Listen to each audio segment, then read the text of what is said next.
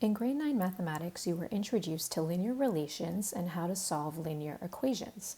In the grade 10 course, we will be studying quadratic relations, and in this first unit, we will learn how to solve quadratic equations. We know that solving equations means that we want to isolate our variable or get our variable by itself in order to figure out its value. What if we had an equation as follows: x squared minus 5x plus 6 equals 0. So the problem that you might notice is that there are two places where your variable x shows up. You have an x squared term, and then you also have this 5x term. Now, these terms are not like terms, meaning you can't put them together. So they're going to stand alone as is. So how would you actually go about solving this? Because you can only solve for one variable at a time, and you have our variable x showing up in two different spots. Instead, what if the equation was written as so? X minus 2 multiplied by x minus 3 equals 0. So these are actually the same equations, just written in two different ways.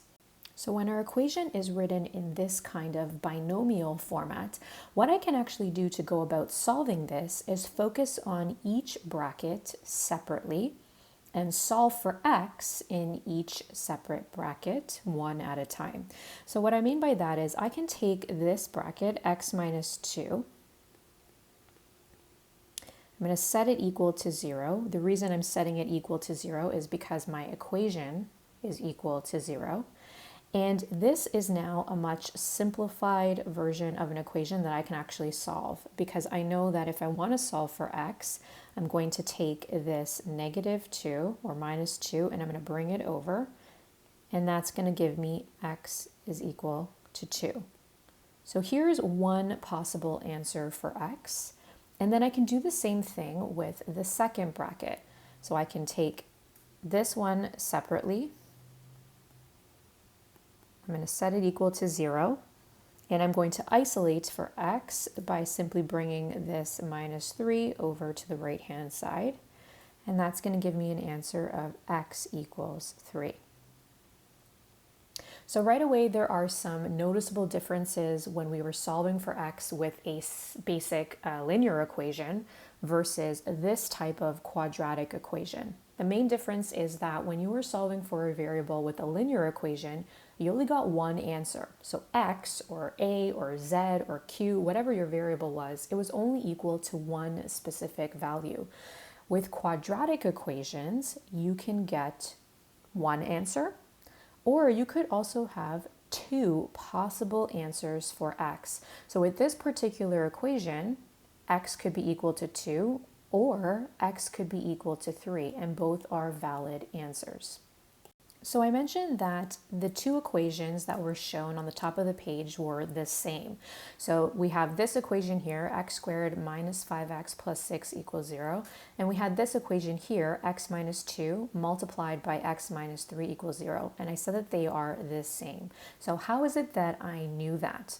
Well, if I take this equation and I FOIL it, meaning I am going to multiply and expand it out, you will actually see that they are the same equation.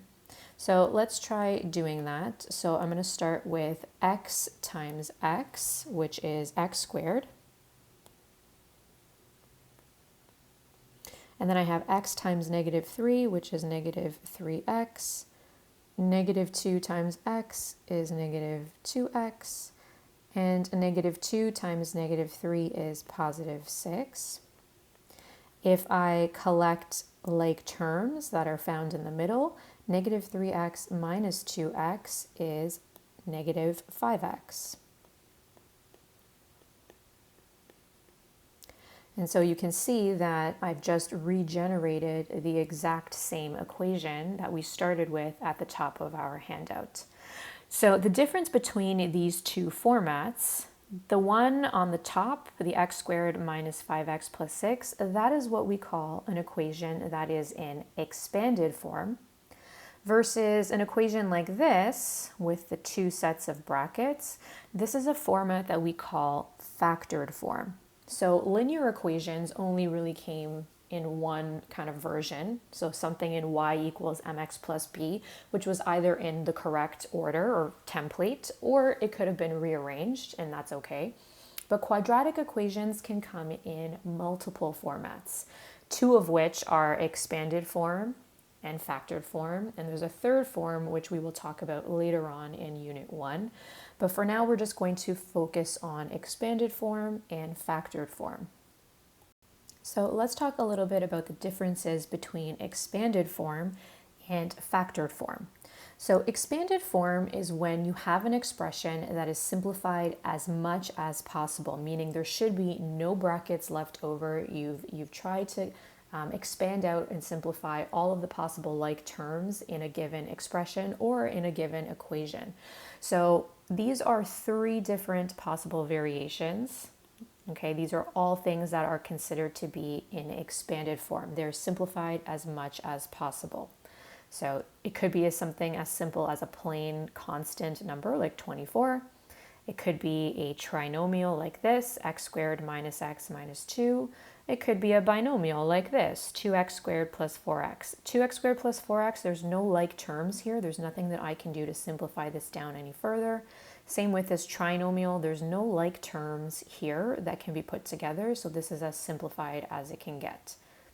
On the flip side, factored form is when you have an expression that is broken up into two or more expressions or pieces that if you multiplied them together, you could regenerate or get back to the original expression or the original equation. So, for example, 4 multiplied by 6, if I were to multiply those two pieces together or those two numbers together, it would give me back 24. So if I wanted to break 24 apart, this is one of the forms that I could do it in. And there's lots of different ways that you could break apart 24 because there's lots of different multiples of 24. So another way, for example, you could say 2 times 12 times 1. That would give me 24.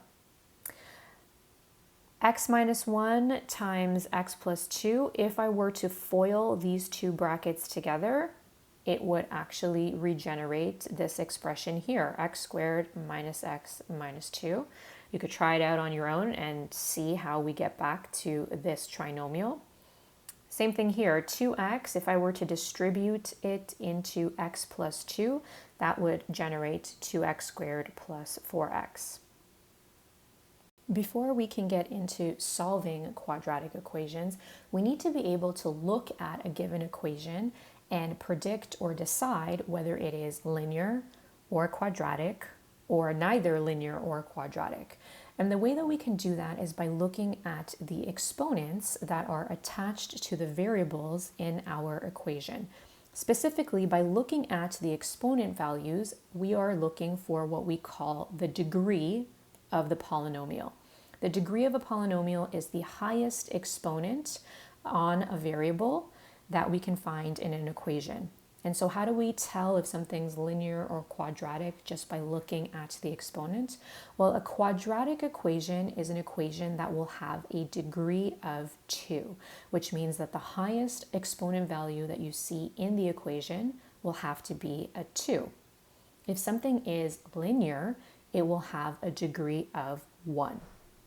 So we're going to take a look at a bunch of different polynomial equations, and we are going to predict their degree, or we're going to pick out the degree, and we're going to use that to decide if the polynomial is linear, quadratic, or neither linear or quadratic. So in our first equation, we have y equals 2x minus 1. So we have a variable of x, and remember that on your variable, if you don't see an exponent, we know that for sure there is an exponent of 1. So that is the only exponent that we have in this equation. So it has a degree of 1. And that means that this is going to be linear. If we look at our second example here, we've got 3x squared plus x minus 3. So we have a variable that has an exponent of 2. And we have this variable here. Again, we don't see an exponent, but we know that there's a 1 there. So if we were to compare these exponents, we've got an exponent of 2, an exponent of 1, we need to pick out the highest one. So 2 is obviously higher than 1. So we say that this equation is a degree of 2. Now, if it has a degree of 2, that means that this is going to be a quadratic equation. So if you were to graph it out, it won't graph as a straight line. It's actually going to graph as a curve. All right, in our next one, we've got x plus 1 multiplied by x plus 2. Now remember, this is not in the most simplified format. So students sometimes jump the gun and they just quickly look at the variable and they say, oh, well, this is an x, it's got an exponent of 1, so it must be a degree of 1. But remember, you want your equations or your expressions to be as simplified as possible. That's the only way that you could pick out the actual degree of the equation or of the polynomial. So in order for us to simplify this, we are going to have to FOIL it first. So if I were to do that, I'm going to start with x times x, which is x squared. And then I have x times 2, which is 2x. Then I have 1 times x, which is 1x, or just x. And then I have 1 times 2, which is a 2. And then if I collect like terms, that's going to simplify to x squared plus 3x plus 2. So now that your equation is in its most simplified format, we can now check the degree. So we've got a variable that has an exponent of 2, and we have a variable x that has an exponent of 1. So between an exponent of 2 and an exponent of 1, the highest degree would be 2. So again, this is an example of a quadratic equation. Moving on to our second column, we've got y equals 2x squared minus x cubed plus 1. So we have an exponent of 2, an exponent of 3. So the highest of the two would be a 3. So this is an equation with a degree of 3. And a degree of 3 means it is not linear, it's not quadratic, okay? So we're just going to label it as neither. So it's not linear, it's not quadratic, it will make some kind of more complex type of curve. In our second equation here, we've got y equals 0. So we don't actually have any variables that we can evaluate or look at, but we do have this number 0. Now again, although it isn't a letter, the same type of concept applies, where if you don't see an exponent, there is still an exponent of 1 attached to that 0. So anything that is an exponent of 1 is going to be a degree of 1. So this is actually a linear equation. If you were to graph y equals 0, it would give you a straight line. And in our last one, we've got y equals negative 2 multiplied by x minus 1 squared plus 1. So same like the equation directly beside it, this equation can be further simplified. Remember, if you have a bracket that is being raised to an exponent of 2, that tells you that you can take what's in that bracket and you are actually going to write it out twice. And by writing it out twice, you've created a set of binomials that can be FOILed and expanded out. So we're going to have to do that in order to figure out the actual degree of this equation. So I've gone ahead and FOILed out my two brackets, and that's left me with x squared minus 2x plus 1. So now I can clearly see the exponents that I'm working with. So I have an x that is squared, and I have an x that has an exponent of 1. So the highest degree here is going to be 2, and this is a quadratic equation. Okay, so to take away or to recap, you need to know that if an equation is a degree of 1, it will be linear. If it is a degree of 2, or the highest exponent value in the equation is 2, it will be quadratic. And if you have something that is higher than 1 or 2, then we are just going to simply say that it is neither linear or quadratic. In order to solve a quadratic equation, your quadratic equation always has to be in factored form. Now, sometimes the equations are given to you in factored form, sometimes they are not. So before we even worry about that, we're going to practice in example 1 with equations that are in factored form. And how do you know it's in factored form? Because you'll always see a bracket or a set of brackets. It could be more than one set of brackets, and that is what's going to tell you that it is in factored form. Remember that we can actually simplify these further by distributing. So I could take 2 and multiply it into its bracket. In question B, I could take 2x and distribute it into its bracket. And in question C, I could take 3x and distribute into its bracket. And that would actually simplify it down. But we are going to leave these equations in factored form, and we are going to solve for x. So in order to solve for x, we need to take each part of the equation and look at it separately. And similar like to what we did in one of the equations on the first page of our handout, we are going to take each portion, set it equal to 0, and solve for x. So in our first equation, we've got 0 equals 2 multiplied by x plus 3. So there are two portions to this equation. We've got a 2 and we've got an x plus 3. Now, there isn't really anything that I can do with the 2. It's just a 2. There's no variable attached to it. There's nothing to solve in this blue portion. However, in the portion that I've colored green, the x plus 3, there is a variable here. There's an x, and we want to solve for x. We want to know what is x equal to. So what I'm going to do is I'm going to just look at this x plus 3 portion by itself, and I'm going to set it equal to 0. Why am I setting it equal to 0? Because my equation is equal to 0. So I got to keep that part the same. So if I wanted to solve for x, I'm just going to take this 3 and bring it over. And by bringing it over, that's going to turn to -3. And there's my answer.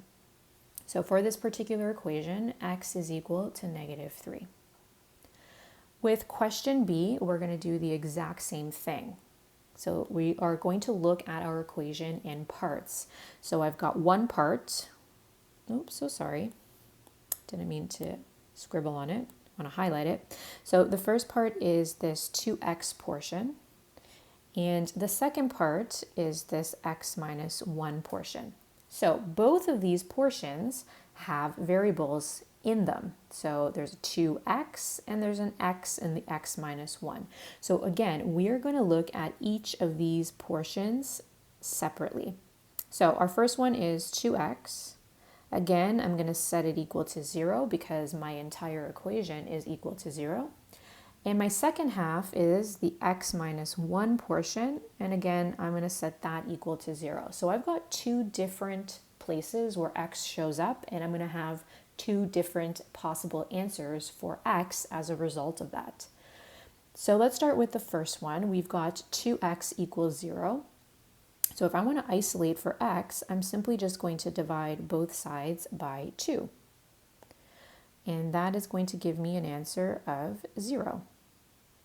So one possible answer for x in this equation is 0. The other answer is going to come from solving x minus 1 equals 0. So again, I'm going to take this -1 and bring it over, and that's going to give me an answer of x equals 1. So my two possible answers are x equals 0, or x could be equal to 1. And in example C, we've got 0 equals 3x times 2x minus 1. So same idea, I'm going to take each of these portions and separate them. So I've got 3x equals 0, and I've got 2x minus 1 equals 0. So for the 3x minus 0, I'm going to isolate for x by dividing both sides by 3. And so that's going to give me an answer of x equals 0. And with my other equation, to isolate for x, I'm going to take -1 and bring it over, because I want to collect like terms. That's going to give me 2x equals 1. And then to isolate for x, I need to divide both sides by 2. Again, we always want to leave our answers as fractions where possible. Avoid using decimals, even if the decimal is a really nice terminating decimal. Keep it as a fraction. So our final answer here is going to be 1 over 2. So our possible answers for x here, we could have x equal to 0, or we could have x equal to a half. So as I mentioned, we are able to solve for x in these 3 examples because our equations were in factored form. However, your equations are not always going to be given to you in factored form. Most of the time, majority of the time, they are given to you in expanded form. And so in order to solve a quadratic equation when it's given to you in expanded form, you are going to have to convert it into factored form. And we do that by using a method called factoring.